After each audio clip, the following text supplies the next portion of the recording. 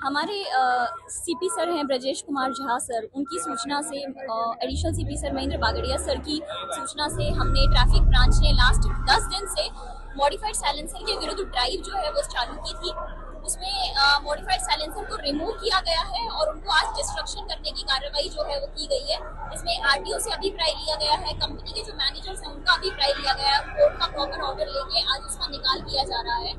इसमें हमें ये देखने को मिलता है कि अगर एक बार फाइन करके हम छोड़ दें तो वो बार बार वॉयलेशन कंटिन्यू रहता है। तो वॉयलेशन कंटिन्यू ना हो और एक इम्पैक्ट आए उसके लिए आज हमने ये ड्राइव की है। कितने बुलेट मॉडिफाई किए? 350 व्हीकल्स का जो साइलेंसर है वो रिमूव किया गया है और 350 साइलेंसर्स का आज हम डिस्ट्रक्शन करते हैं। जी જરૂર ચોક્કસ એ બાબતે આપને જણાવી દઉં કે મોટર વ્હીકલ એક્ટ મુજબ વાહનની નોંધણી થતી હોય છે અને એનું રજિસ્ટ્રેશન કરવામાં આવતું હોય છે।